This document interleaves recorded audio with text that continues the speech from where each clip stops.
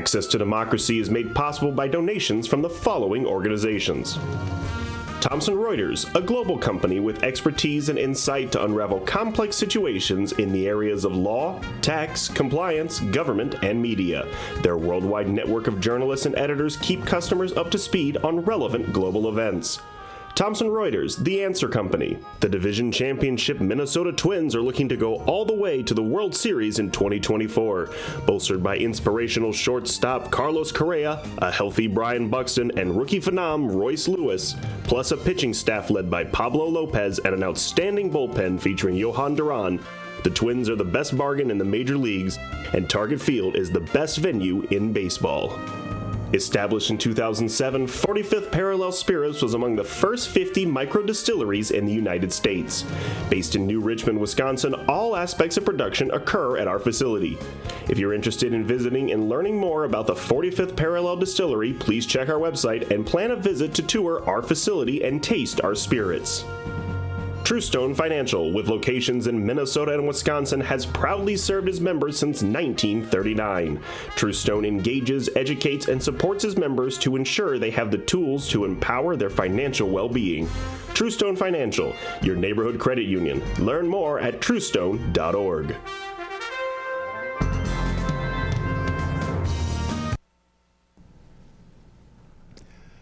Hello and welcome to Access to Democracy. Thank you for joining us. I'm Bill Raker, host for this edition of the program. We're welcoming today Jake Reint, who's the Vice President of Public Affairs for Flint Hills Resources in Rosemont, Minnesota. Jake, welcome to Access to Democracy. Thank you so much, Bill. It's very nice to be with you. Jake, I'm excited, and I think others are too, to have you with us today because you brought along a couple of videos that we're going to show a little bit later in the program that will tell us some more about some exciting things going on over at Flint Hills Resources, or Pine Bend, as some people may remember it as or refer to it. But Jake, let's begin by you sharing with our viewers a little bit about yourself and your role at Flint Hills and what got you into that career. Yeah, well, thank you. And again, it's very nice to be with you today. I'm Jake Reint, Vice President of Public Affairs for Flint Hills Resources. I've been with the company for about 16 years.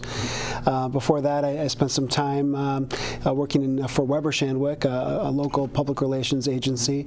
Was always very interested in energy, energy policy, and the energy that it takes to move the world. And when I had the opportunity to come over to Flint Hills and learn about what we do there, the refining industry, and how we produce the fuels that people depend on every day, it's a fascinating place. I learn something new every single day that I'm there, and it's so great to be able to share a little bit more about what we do with you here today.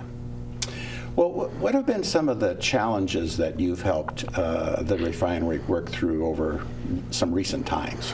Yeah, well, you know, we're fortunate to have many brilliant men and women that work for us every single day that are natural problem solvers. There are many opportunities for us to constantly get better, constantly find ways to increase our ability to produce fuels that people need while also reducing emissions. And through the years, we've been able to do that consistently, increasing production while reducing emissions almost 70%. Since the year 2000, our emissions have been cut. We've also reduced our greenhouse gas emissions on an intensity basis by about 17% since 2010. And so you have the resources, you have the talent that comes together, constantly trying to figure out how to make these products better. And that's a big part of what we do every single day. And that's no small task. I mean, it takes a lot of resources, a lot of technology, and as you said, a lot of talented and dedicated people to operate a facility as large as Flint Hills is here in Minnesota. Could you tell us just a little bit of the history of that facility? Because it's been there several years. It precedes me, for sure.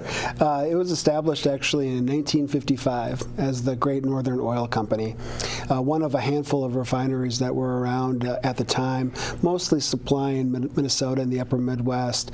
It was about a 25,000 barrel a day refinery at the time, so that's pretty small, especially when you consider today we're a 375,000 barrel a day refinery, which is about the second largest in the Midwest, top 10 in the entire country. Produces the vast majority of the fuels Minnesotans rely on every day, but also a very significant portion of the fuels people in the surrounding states depend on every single day. And believe it or not, up to 10% or more of the entire nation's asphalt demand is satisfied from our facility sitting in Rosemont, Minnesota. Well, you know, Jake, anyone that drives by it can see that it's an impressive facility, but I don't think many people really know some of the statistics that you just shared with us about what that plant really does.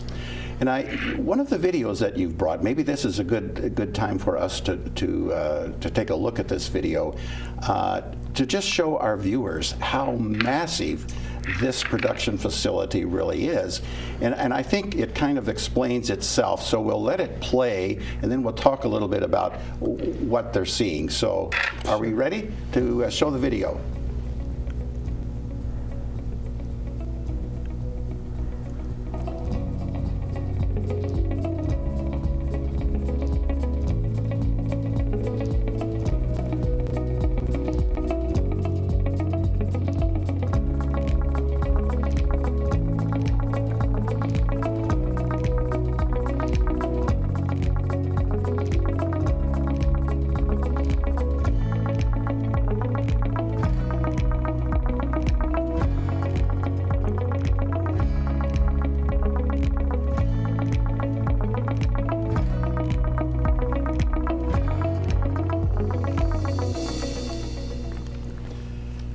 So that gives us a pretty good quick overview of what Flint Hills Resources is and what it does. I'm impressed, even though we only have a few seconds to see what's going on. Jake, you've been there, you said 16 years. What impresses you the most about what we just saw?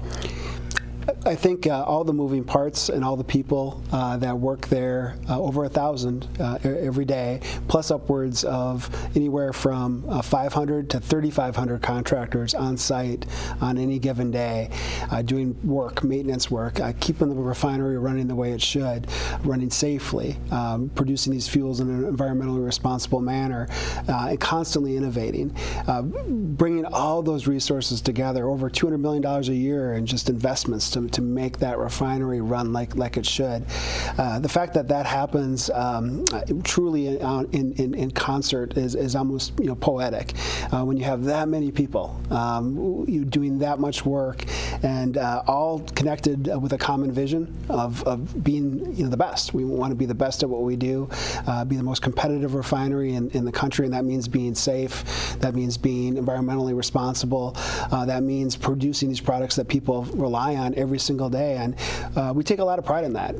That we know that people maybe take for granted that the gasoline, the diesel, the jet fuel, the asphalt, the propane, many other products that we use every day are always going to be there, and that's okay because we're making sure these fuels are being produced in a very reliable way, and we take a lot of pride in that. And well, you should. Maybe not everyone appreciates the value of having a facility like this in the community, but perhaps you could share with us some of the benefits that the community that surrounds the refinery and the state of Minnesota actually receive because this big facility is located here. Yeah, we occupy actually two cities. We're in Rosemont and Inver Grove Heights, and first and foremost, we have great partners in our local government. The leaders of Rosemont and Inver Grove Heights have always been very supportive, very collaborative. We work well together to make sure we're meeting expectations and that we're being a good employer, good neighbor, and they too have been supportive as we've been able to make more investments in our facilities. So So that's really important foundationally to be able to have a really good constructive relationships with the communities. When you're driving by that facility, most of us drive by maybe 60, 70 miles an hour. It doesn't maybe seem as big, but it occupies 1,000 acres, and we have 5,000 acres of property total in that particular area. So it's hard to really appreciate how significant the footprint is of that facility. But the other benefits that come with, I guess, our facility is, of course, we're one of the largest taxpayers locally in Rosemont, and one of the largest employers in Dakota County. As I said, over 1,000 full-time workers. Most of our employees live in the area. We have a lot in Hastings, but in Eagan and in Rosemont and Inver Grove Heights. We also, with our contractors, as I said, in some cases, we've got 3,500 contractors on site. And at shift change, it could be like downtown Minneapolis at rush hour during some of our peak days when we have that much work going on. We are the largest active work site in Minnesota. There's nowhere else in Minnesota you'll see that much ongoing investment, that many jobs tied to the building trades, plumbers, construction workers, pipe fitters, you name it. My dad was actually a pipe fitter out of the refinery back in the 90s. So, it touches a lot of families, it touches a lot of people, the jobs that we provide, and obviously the fuels that we provide as well. Well, that's really interesting. It's even fascinating. The jobs that the facility provides, the kinds of products that are generated there and distributed locally and nationally, the tax base. But there are other things that Flint Hills Resources does for the community. There are lots of activities and organizations that you support. You do things to support the environment. Can you talk a little bit about what those involved? Yeah, we have some wonderful community partners that help make Minnesota a special place to live and work. We're lucky enough to partner with them, and these are organizations like Friends of the Mississippi River, who we partner with on habitat restoration work at our facility. We have over 600 acres of property along the Mississippi River that they've helped, along with our employees, convert to what is considered pre-settlement condition. Beautiful property that is really second to none from an ecological standpoint. It's part of a major migratory flyway, has a lot of tremendous ecological value. The Ordway, a long-time partnership with the Ordway around the Flint Hills Family Festival coming up the first weekend of June. Mark your calendars. If you've never been before, it is a fantastic event. World-class talent comes to St. Paul, Rice Park in partnership with the Ordway. Every year we've been doing this now for over 20 years. So a really great collaboration. Ducks Unlimited, also environmental initiative, a longtime partner of ours who they do fantastic work. Improving air quality, including an initiative we partnered with them and the Minnesota Chamber and other partners years ago, including the Minnesota Pollution Control Agency, to retrofit school buses with the most modern pollution control equipment. And so every school bus in Minnesota had the best environmental controls. We've done a similar program now called Project Car with Environmental Initiative, which provides free upgrades to the environmental controls of older cars that still have a lot of value and use for their owners, but we're able to get those repaired so they're cleaner cars. So all of our programs, I think, have a very common connection to either environmental or educational. We do a lot of STEM education. We're a company of engineers, so we like to support that. And then also public safety. We do a lot of training at our facility for both law enforcement and fire departments. If sometimes you might be coming by our facility and you might see what appears to be a small fire, well, that's training. We have a live fire training grounds at our facility where Minneapolis, St. Paul fire departments from all over the region come there and train. So it's a valuable service that we're able to provide them as part of our public safety focus. So again, just a lot of really tremendous partners that we're lucky enough to work with to help make Minnesota the wonderful place that it is to live and work. Well, I'm sure our viewers are learning a lot more about Flint Hills Resources than they thought they would ever know by having you talk to us about all of the things that are going on there. You mentioned the area along the river that has been returned to pre-settlement conditions, I think was the term that you used, yeah. Right? I know a lot of the Flint Hills Resources employees are involved in keeping that area pristine. Do you use volunteers as well from the community to participate in some of those activities there? Absolutely. We do a couple events every year that involve volunteers. Our partners at Friends of the Mississippi River and Great River Greening help facilitate those days where they might be removing invasive plants or planting certain things or taking out buckthorn. I know for a lot of us that doesn't sound like a great time, but we have a lot of employees, a lot of volunteers that come out and spend their mornings, in the fall and the spring, cleaning up this property, helping contribute toward making it what it is, which is, as you said, in truly pre-settlement condition. In fact, we just received a gold certification from the National Wildlife Habitat Council. It's the only gold certified site currently in the entire state of Minnesota and the first ever in the Twin Cities. So it's really a special property. Well, congratulations for that. Thank you. Yeah. So you mentioned about if someone drove by and they saw a fire, it was a training fire, okay? Sometimes a facility like the refinery has flaring going on. Let's talk a little bit about what that is and why it's there and why it's important. Yeah, flaring is a safety mechanism. So it's there in case you need it. If you have an unplanned incident or an unplanned event, let's say you lose electrical power unexpectedly, well, there's a lot of product that's in process, going through those units. And so to bring them, and they're under high pressure and high temperatures, and so you have to bring that unit to a safe state. And so you have to really to vent out that product. You have to get rid of it. And the safest way to do that is to burn it off. And so that's sometimes when you go by refineries and if you see a large flare, we actually have 4 flare stacks, and on rare occasions all 4 will be going. That's a really significant event for us where again, maybe we lost electrical power or something like that. Where Xcel Energy is the largest customer and they do a great job of providing reliable power, but sometimes storms and things like that can affect the reliability of our power. So that flare system is there for a reason. It's there for safety. We really work hard not to use it. We pride ourselves, in fact, in our industry as being a leader and not flaring. Some facilities, just how they kind of are set up, tend to flare more than we do, but we've made investments in flare gas recovery, other things as to how we operate every day to kind of minimize the potential to flare. And again, that's really just kind of a source of pride for us. We think that's good. What good looks like is not flaring. And if you were around in the 90s, you probably saw our flare on a lot more. We had some challenges back then, but since then, our facility has been truly second to none in that respect. Well, that's good for our citizens in our community to understand how that works and why it's there. Jake, one of the reasons we wanted to have you on the program was to highlight something that is really impressive and somewhat unique that Flint Hills Resources has undertaken, and that's the solar project. Now, we're going to show a video, but you can set up the video for us and tell us what we're going to see, and then we'll take a look visually. Yeah, I'm sure many of us are familiar with solar gardens now. They're popping up all over the place, which is great.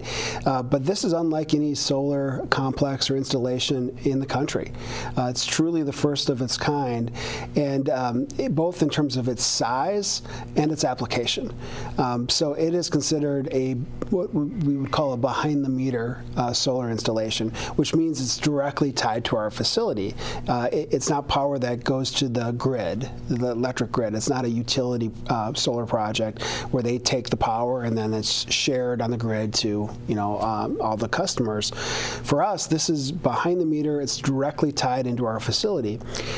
We have what's called a load factor, so our overall electric energy demand is about 130 megawatts. So that's a lot of power, and we run run 24/7. And as we just talked about with flaring, it's important that we have reliable power. We don't want to have unplanned power outages because that can lead to unplanned shutdowns and flaring. And so reliability is essential. And so this is the largest solar complex ever in the United States where all the power is directly integrated into a refinery or any facility this size that runs 24/7 and needs uninterrupted power. Solar has really come down in cost, and so this has actually allowed us to lower our energy costs in Minnesota, which is great. Of course, solar is only working when the sun's shining, and so we had to really figure out and make sure from a reliability standpoint it wouldn't interrupt or disrupt our operations in any way. And so so far so good. We've been able to so far we're up to about almost 40 megawatts, and as the sun stays higher in the sky as we get a little bit further into our year and get into peak summer, we'll peak out about 45 megawatts, which again is the largest solar installation of its kind in the country, where all the power is being directly consumed by one business.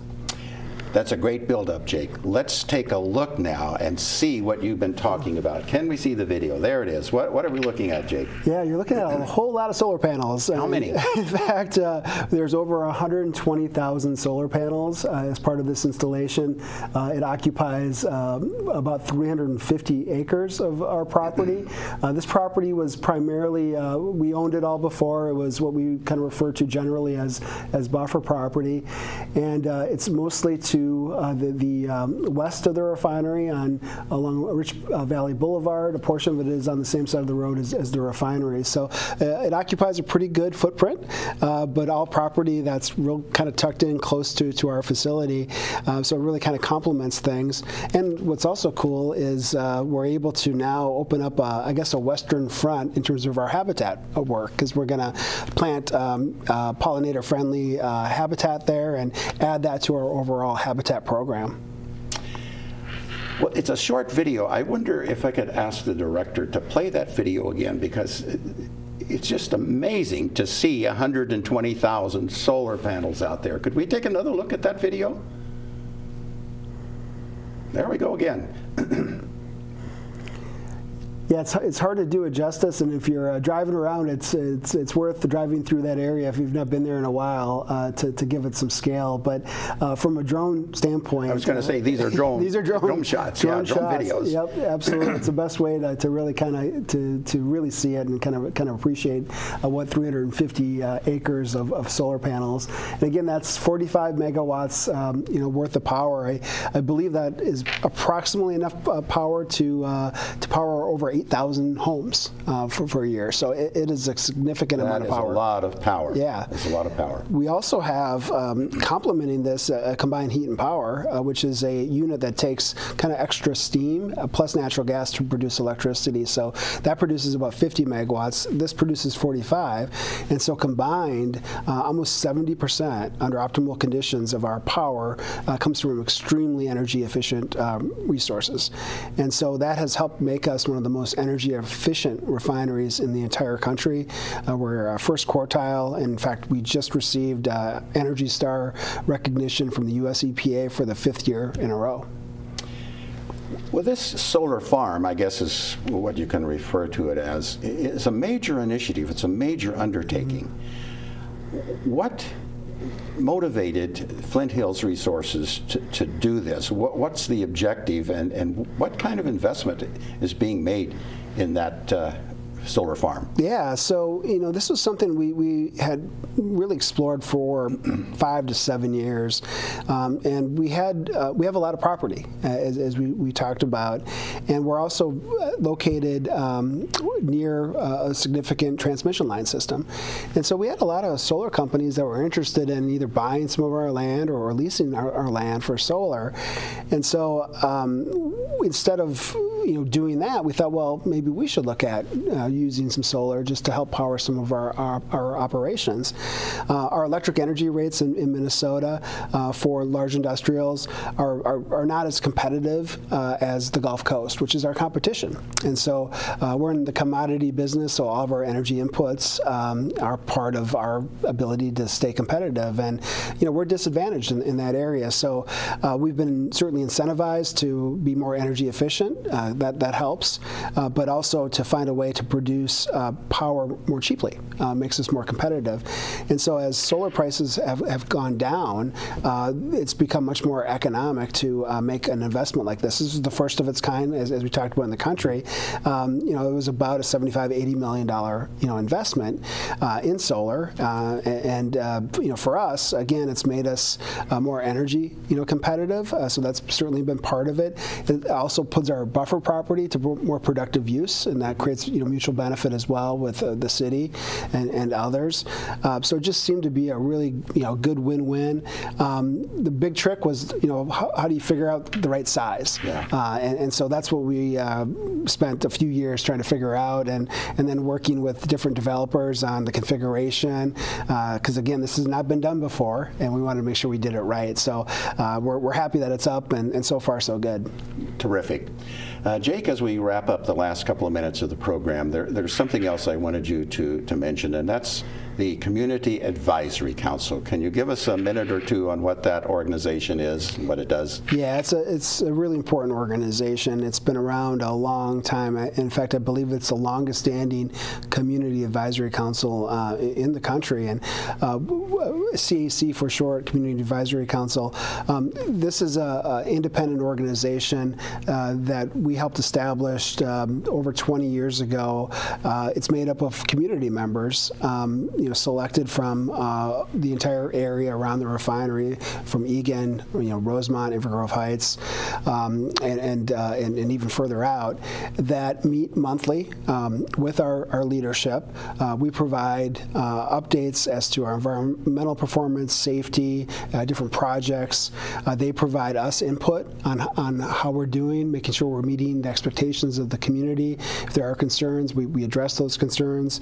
We bring the Minnesota Pollution Control Agency in to provide reports on our air monitoring, making sure again that the air quality and our performance is meeting all appropriate standards. So it's a very important organization that provides us very important feedback on our performance every day, a very constructive feedback, which is of course helpful and really important to us as a company. Jake, thank you for being a guest on Access to Democracy and telling us all about Flint Hills resources. Thank you for bringing the videos that you shared with us today. This has been very informative and interesting, and I hope our viewers have appreciated all of the information that you have shared with us and the perspective that you have shared with us about this major resource operation that we have going on here in our community. Thank you, Bill. It's really my pleasure. Thanks again, Jake. Thank you for watching us, for tuning in. Hello, I'm Bill Raker, a host on the award-winning program Access to Democracy. And here with me is Alan Miller, who's the founder of the program Access to Democracy and one of our producers. And we have some news, an update that we want to share with our viewers. This edition of Access to Democracy that just concluded is the last one that we will originate here in this location. For more than 15 years, Access to Democracy has been produced in the Egan TV studios in the Thomson Reuters headquarters in Egan. This has been an exceptional relationship between Thomson Reuters and Egan TV, from which we have all benefited and for which we are very grateful. Recently, ownership of the Thomson Reuters building changed hands. Thomson Reuters moved to their new offices in a location in Egan. But we are excited to let you know that Egan TV Studios and its crew are relocating to the professionally equipped student training facility in the Egan High School. That's where Access to Democracy will originate our program starting on March 22nd. We look forward to continuing to bring you fascinating guests and interesting stories that continue our production of Access to Democracy. Alan, as founder and producer, How significant is this to you? Well, it's a day of mixed emotions, and we're very sad to leave this facility because it is, as you have said, been a great relationship with Thomson Reuters and the city. And, you know, they say that democracy is an experiment. You've heard that. Well, access to democracy, likewise, is an experiment that started 25 years ago when I was asked to do an interview of then legislator, soon to become governor, Tim Pawlenty. That led to the birth of access to democracy. And now in 25 years, we have conducted specials, we have conducted trips to other places. We've been down at the Twins spring training. We've done a lot. We've had 3,000 plus interviews and tens of thousands of man hours of volunteer time. And it's all coming to an end in this building, which leaves me very sad, but also anxious to start our new life in our new studios at Egan High School. So with that said, I can just thank all the volunteers, particularly our director, Mary Dahlke, and the successors as producers to me, Steve Francisco and Sharon Miller, and Bill Raker, who's become more than a regular interviewer, but an integral part of this program. So stick with us, look for us in our new location, and we'll look for you as well. Thank you, Alan, and we'll continue with producing Access to Democracy. We'll be available at accesstodemocracy.com and on YouTube, on Egan TV, and the other stations around the state that carry us. Thank you for watching. Thank you for joining us.